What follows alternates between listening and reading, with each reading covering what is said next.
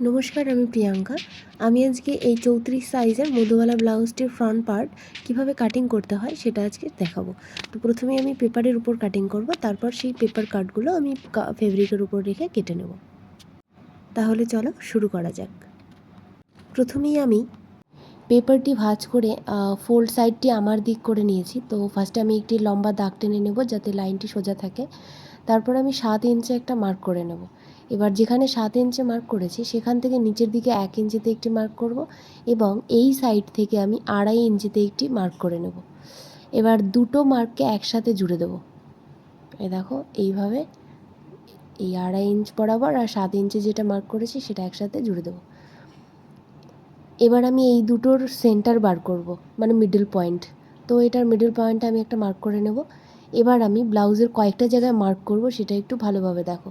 প্রথমে আমি এখান থেকে মাঝ বরাবর 7 ইঞ্চে একটা মার্ক করব, তারপর আমি 10.5 ইঞ্চিতে একটা মার্ক করব, তারপর আমি 16 ইঞ্চিতে একটা মার্ক করব। তো এগুলো ঠিক এইভাবেই তোমরাও মার্জিন টেনে নিও। দেখো আমি পুরোটা কিভাবে মার্জিন টানছি। নিচেরটা একটু লম্বা করে টেনেছি, মিডলেরটা বাঁ দিকে একটু বেশি করে টেনেছি, আর উপরেরটাও এইভাবে চেস্ট লাইনটাও টেনে নেব। এবার আমি ক্যালকুলেটারে 34কে 6 দিয়ে ভাগ করব। এবার যে সংখ্যাটা আসবে তাতে আমি 0.75 যোগ করব। তাহলে দেখবে কি 6.41 মানে 6.5 ইঞ্চ মতো চলে আসবে। তো আমি 6.5 ইঞ্চিতে একটা মার্ক করে নেব। এবার সামনের দিকে একটা লাইন টেনে নেব। ঠিক এইভাবে তোমরাও লাইনটা টেনে নেবে। এবার আমি অ্যাপেক্স পয়েন্টের জন্য মার্ক করব। আমার অ্যাপেক্স পয়েন্ট হচ্ছে 7.50। তো এটাকে আমি 2 দিয়ে ডিভাইড করে নেব। তো ডিভাইড করার পর আমি 3.75 পাচ্ছি, তো এটাতে একটা মার্ক করে নেব। এরপর এই 3.75 থেকে আবারও হাফ ইঞ্চি আমি মাইনাস করে নিয়ে 3.25 পেয়ে যাব। তো সেটাতে আমি আরেকটি মার্ক করে নেব। এবার এই দুটো মার্ক করা অংশকে আমি একসাথে জুড়ে দেব।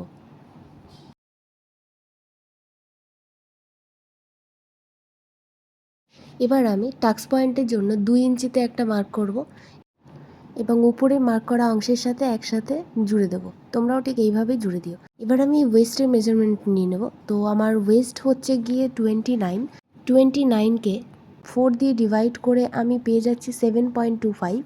তো আমি ফার্স্টে নিচের দিকে মেজার করে নেব যে আমার এখানে কতটা আছে। তো এখানে আমার 3.25 আছে। তো আমি এটাকে মাইনাস করে নিয়ে পুরো 7 ইঞ্চ যেখানে আসছে আমি সেখানটায় একটা মার্ক করে নেব। তাহলেই পুরোটা আমার 7.25 ইঞ্চিতে হয়ে যাবে। তারপর আমি এক্সট্রা 2 ইঞ্চিতে আরেকটা মার্ক করে নেব সেলাই মার্জিনের জন্য।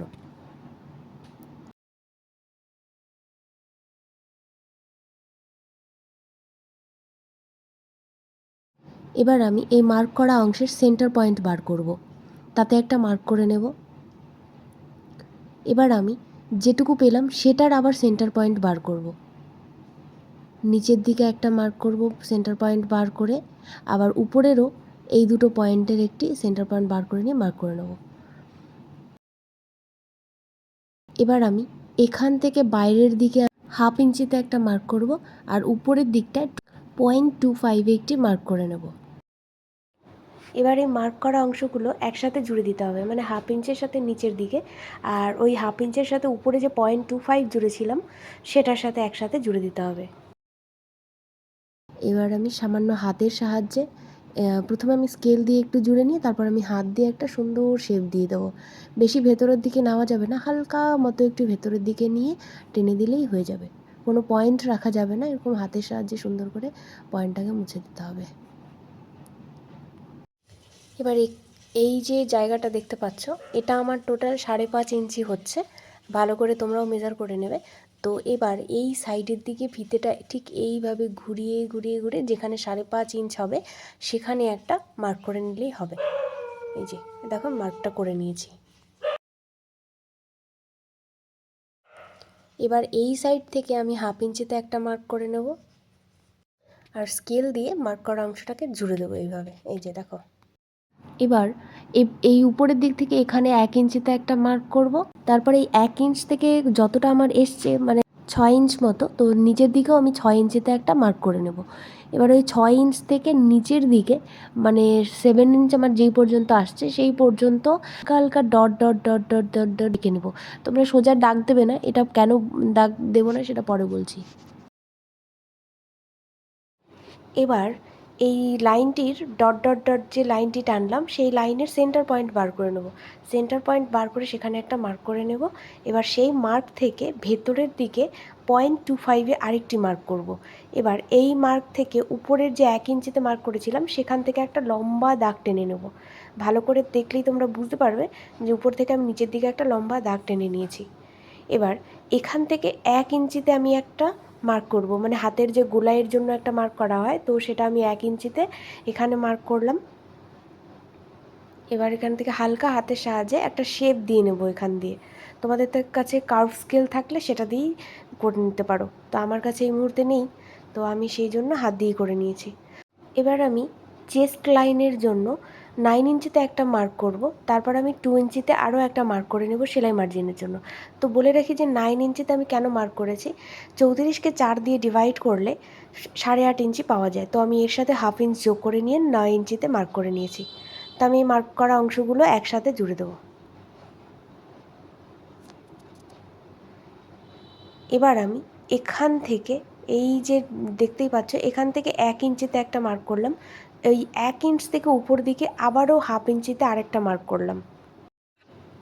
এবার এই হাফ ইঞ্চি যে মার্ক করলাম সেখান থেকে নিচের দিকে যেখানে 3.75-এ একটা মার্ক করেছিলাম সেইখানে জুড়ে দেবো সেই অংশের সাথে, এইভাবে একটা লাইন টেনে নেব। তো এরপর আমি আবার এই লাইন থেকে বাইরের দিকে 1 ইঞ্চিতে একটা মার্ক করব, মানে যে লাইনটা আমি টানলাম সেই লাইন থেকে বাইরের দিকে 1 ইঞ্চিতে একটা লাইন টেনে নিয়ে এবার আমি লাইনটা একটু লম্বা করে একসাথে উপর দিকেও টেনে নেব। দেখো আমার লাইনটা টানা হয়ে গেছে, আমি এরকম টেনে নিয়েছি, তোমরা এরকমভাবে টেনে নেবে। তো এরপর এই যে আমি মার্ক করেছি, এই যে মার্ক করা অংশটা যতটা এলো আমার ঠিক পাশের লাইনেও আমি সেইখানেই মার্ক করব। মানে হলো আমার এই লাইনটি এসছে 5.5 ইঞ্চ, তো পাশের লাইনেও আমি 5.5 ইঞ্চিতে একটি মার্ক করে নেব। এবার এই কর্নার থেকে এখানে আমি হাফ ইঞ্চিতে একটা মার্ক করব এবং সোজা একটি লাইন টেনে নেব। এবার আমি উপরে যেখানে 5.5 ইঞ্চিতে একটি মার্ক করেছিলাম মানে পাশের লাইন বরাবর, সেখান থেকে নিচের দিকে একদম সোজাসুজি মানে কোনো দিকে কম বেশি না একটু করে লাইন টেনে নেব। এবার লাইনটা টেনে নেওয়ার পর আলতো হাতে আরেকটা আরমোলের জন্য গোলাইটা দিয়ে নিতে হবে। এবার আমি এখান থেকে 1 ইঞ্চিতে একটা মার্ক করেছি আর এখানে ওই যে 5.5 ইঞ্চিতে মার্ক করেছিলাম, এবার এই মার্ক করা অংশগুলোকে একসাথে জুড়ে দিয়েছি।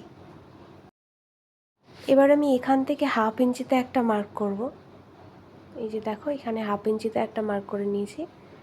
এরপর এখান থেকে নিচের দিকে 0.25-এ একটা মার্ক করব, এই কর্নারেও 0.25-এ একটা মার্ক করব, আবার এই কর্নারেও একটা 0.25-এ মার্ক করব। এবার এই মার্কগুলোকে লক্ষ্য রেখে একটা লম্বা দাগ টেনে নেব।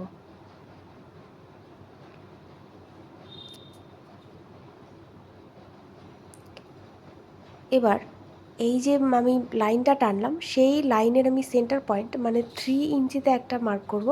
এবার এই 3 ইঞ্চ মানে আমার বাকি যে 3 ইঞ্চ এলো সেই 3 ইঞ্চ আমি নিচের দিকে আবারও মার্ক করে নেব।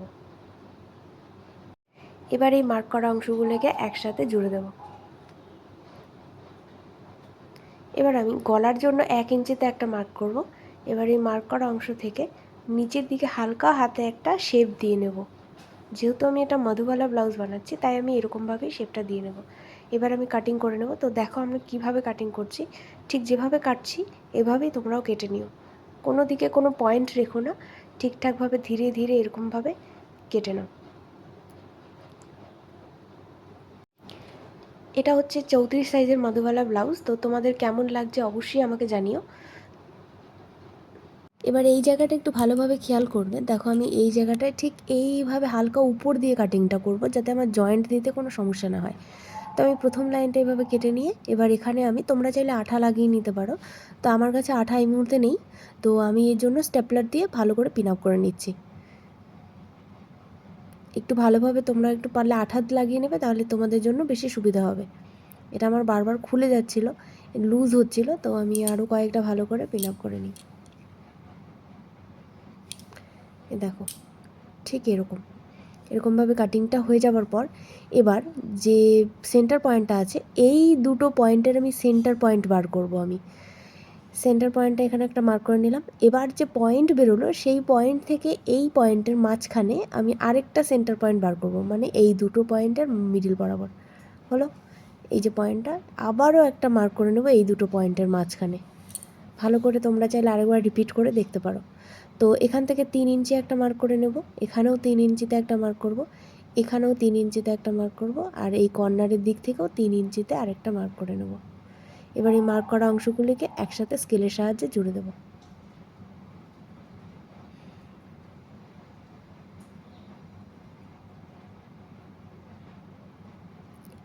এই দেখো হয়ে গেছে মার্ক করা। এবার উপরের দিকে আমি 0.75-এ একটা মার্ক করে নিয়ে আলতো হাতে, বা আমার কাছে যেহেতু কার্ভ স্কেল নেই, তো আমি এই ঢাকনাটার সাহায্যে একটু শেপ দিয়ে নিয়েছি হালকা করে। তো এবার এখান থেকে আমি যে মিডল পয়েন্টে একটা পয়েন্ট বার করেছি, এখানে আমি হালকা ডট ডট ডটের মাধ্যমে একটু জুড়ে নেব। ডট ডট দিয়ে নিলে কি একবারে দাগ টেনে নিলে ভুল হতে পারে, তো তোমরাও হালকা হাতে ডট ডট ডট দিয়ে নিতে পারো, বা কার্ভ স্কেল দিয়ে মানে গোলায়ের সুন্দর করে শেপ দিয়ে নিতে পারো, মধুবালার যে শেপটা হয়। তো আমি এটা হাতের সাহায্যে আর হালকা হাতে জুড়ে নিয়েছি দেখো। তো তোমরা এখানে খেয়াল করলে দেখতে পারবে যে এটা আমি ভিডিও করতে ভুলে গেছি, মানে এই যে আমি কাটিংটা করছি তার বাইরে বাইরে দেখো হালকা হালকা প্লাস প্লাস চিহ্ন দেওয়া, মানে এই সাইড দিয়ে যখন আমি কাপড় কাটবো, কাপড়ের উপর রেখে কাটবো, তো এই জায়গাগুলোকে আমাকে 1/2 ইঞ্চ করে মার্জিন রাখতে হবে এক্সট্রা। তো এটা আমি পরে কাপড়ে যখন কাটিং করব তখন আমি দেখিয়ে দেবো। এখানে আমি ফোল্ড সাইড লিখে রাখলাম, এটা খেয়াল রাখতে হবে, এটা যখন আমি কাপড়ের উপর রেখে কাটবো এটা আমার ফোল্ড সাইড থাকবে। এবার এই কাট করা অংশগুলোকে একসাথে জুড়তে হবে, তো এর জন্য আমি এক্সট্রা একটা কাগজের টুকরো নিয়ে নিলাম। এবার এটার নিচের দিকে দিয়ে এটাকে ঠিক সোজা করে রেখে, তোমরা চাইলে এটা আবারও আঠা দিয়ে লাগাতে পারো, তো আমার কাছে আঠা নিয়ে আগেই বলেছিলাম, তো সেজন্য আমি আবারও স্টেপল করে নিই, যে বাড়তি অংশটা আছে এটা আমি কেটে ফেলে দেবো। দেখো এই যে কাটিংটা হয়ে গেছে, আমার ফ্রন্ট পার্ট সম্পূর্ণভাবে কাটিং কমপ্লিট। তো এবারে যে ব্লাউজের যে ভেতরের কাপড়টি রয়েছে সেটা ভাঁজ করা দিকটা আমার দিকে রেখে খোলা দিকটা সামনের দিকে রেখেছি আমি, তার উপরে এই যে প্যাটার্নটা বসিয়ে নিয়ে ভালো করে এঁকে নিয়েছি। এবার দেখো সাইড থেকে আমি 1/2 ইঞ্চ মতো এক্সট্রা নিয়ে নেবো, এই যে বলেছিলাম আমি প্লাস চিহ্ন যেদিকে রয়েছে সেদিক থেকে আমাকে বাড়াতে হবে, তো আমি এই যে দেখো মানে হালকা করে 1/2 ইঞ্চ মতো করে বাড়িয়ে নিচ্ছি, তো আমি এটা সেলাইয়ের জন্য রেখে দিচ্ছি। এই যে হয়ে গেছে আমার মার্ক করা, তো এরপর আমি এটাকে কেটে নেবো। এবার একইভাবে আমি আরেকটা পার্টও কেটে নেব, এই যে ফোল্ড করা যে লিখেছিলাম আমি ফোল্ড, তো সেটা এই সাইডের দিকে রেখে দেখো আমি সামনের দিকে এই অংশটা কিছুটা বাড়িয়ে নিয়েছি আর নিচের দিকে কিছুটা বাড়িয়ে নিয়ে এবার আমি এইভাবে কেটে নেব। এই যে আজকের মতো এখানেই শেষ করছি। ভিডিওটা কেমন লাগলো তা অবশ্যই জানিও। ধন্যবাদ।